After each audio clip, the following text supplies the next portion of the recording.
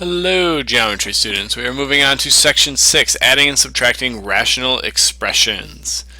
And when we do that, let's just look at adding traditional fractions. If I gave you the math problem 1/2 plus 1/3, the way that you would go about doing something like that is you need to get a common denominator first.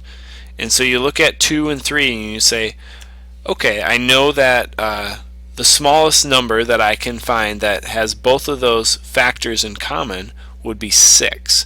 And in fact, one shortcut to doing that sometimes is just to multiply them together, but that doesn't always guarantee you the smallest possible answer. But it will get you a common denominator. So in this case, 6 is our common denominator. So in order to get something over 6 from 1/2, we need to figure out what makes it proportional. And we multiply the bottom by 3 to get 6. Meaning that we have to do the same thing to the top. Over here we had to multiply the bottom by 2 to make it 6, and so we'll do the same thing to the top over there.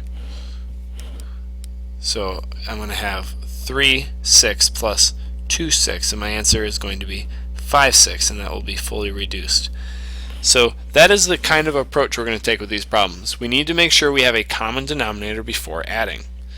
If we start with number 1, we're going to be given that common denominator to start with. Now it looks a little bit unusual in that there's x's and y's present, but both fractions have the same denominator, which means we can go straight into an addition problem on the top. I see that I have a 1x minus 2y plus a 1x minus y minus 1y. So 1x plus 1x is going to be 2x. I have a negative 2y and a negative 1y, and that's going to be negative 3y. And that's all going to be over my 9xy. When you're done with the problem, you want to make sure that it's fully reduced. If I look at my top, is there anything I can factor out? Anything in common that factors? And a 2 and a 3 don't have anything in common. X and y don't have anything in common. So no. If there's nothing I can factor out, then, and there's no matching entire groups top to bottom, I am done. The fact that I have an x here and an x here doesn't do me any good because I don't have an x here as well. It needs to come from everywhere. That's why you always factor before you reduce. Let's move on to number 5, excuse me. Number 5 here, we look at the denominators and we're about to do some addition, but we do not have a common denominator. So we need to figure out how to get one. If we were to factor 2y squared, we would have 2 times y times y. So that's what we need present in both denominators, a 2, a y, and a y. But on this side we have 3 times y. So the factor that I am missing from the left one is the 3, because I have the y already. I'm just missing the 3. So what I'm going to do in order to make sure that 3 is present in both places is multiply this side by 3 and multiply the top by 3. Because whenever I multiply the top, I have to multiply the bottom to get an equivalent fraction. If I want to do the same thing on the other side, I see that I'm missing the 2. So I multiply this side by 2 on bottom, but I also multiply it by 2 on top. Now they're almost the same. I do have a y over here, but this side has a y and a second y. It has a y squared. This side only has a single y. So I do need to multiply by one more y over here, top and bottom, before I have two sides that have exactly the same. So now I have a 3 times 2 times y times y. I have a 3 times 2 times y on both sides as my denominator. They are now fully in common. My tops have now changed. So if I were to clean this up, on top I have 3 times 5 is 15. And over here I have 2 times 2 is 4, and y times y is y squared. On the bottom I have 6y squared, and this should be exactly the same because I intentionally made it so 6y squared again. I can cross out what I had before, my originals. And when I add this together, I have 15 plus 4y squared on top. Those are not like terms, so I'm going to actually just have to write 15 plus 4y squared. They do not combine. Over my common denominator, I only write this once. I do not add them together. It is my common piece, 6y squared. So this is my final answer. These y squareds here will not cancel each other, because remember, you have to always fully factor something out before you can cancel, because otherwise you would be essentially breaking the rules of math. You need to remove it from all three terms for that to work. Do one more example here, that see if we can catch some uncommon issues you could run into. Number 16. 16 is a little bit interesting in that it has addition and subtraction going on inside of an addition problem. So up here we have a v minus 2, and I'm going to just throw parentheses around that right away. And down here we have a v plus 1.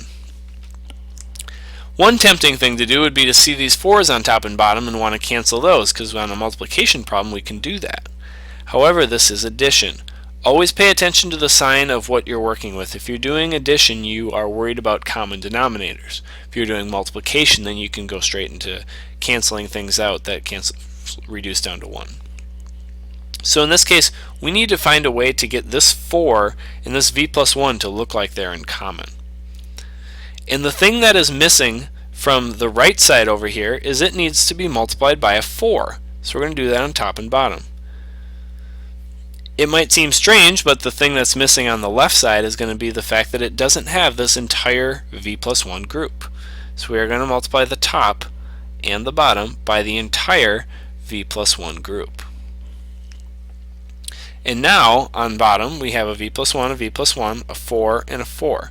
So the bottoms are now exactly the same. The bottom is written as 4v plus 1. We can just do that, keep it factored if we would like. Cross those out. Now on top things get a little trickier. The 4 times the 4 part, that's pretty straightforward, 16.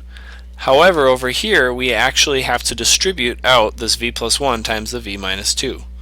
So I take my v here and I distribute it to both of these here. So I distribute to both terms. V times v is v squared. V times negative 2 is negative 2v. I take my 1 and distribute that out. 1 times v is v, 1v. 1 times negative 2 is negative 2. And I collapse my common terms in the middle together. Negative 2 plus 1 is just negative 1v, leaving me with v squared minus 1v minus 2. And those all cancel out now too. So on top I have all of this plus 16. I do have some like terms in those two separate groups. The v squared and the minus v do not mix with anything, but the minus 2 and the plus 16, they do combine. So I can actually add that negative 2 and positive 16 together to get positive 14, leaving me with the final answer on top of v squared minus v, or 1v, plus 14. That's all over my common denominator, my 4 parentheses v plus 1. And this would be my final simplified expression from this addition problem right here, where I have a common denominator and got it all into one fraction. These can be challenging. Make sure you take your time. Make sure you remember that you're doing addition. And later on, when you get back to doing multiplication problems, make sure that you remember that you do not need a common denominator to do multiplication. This is an addition and subtraction only situation.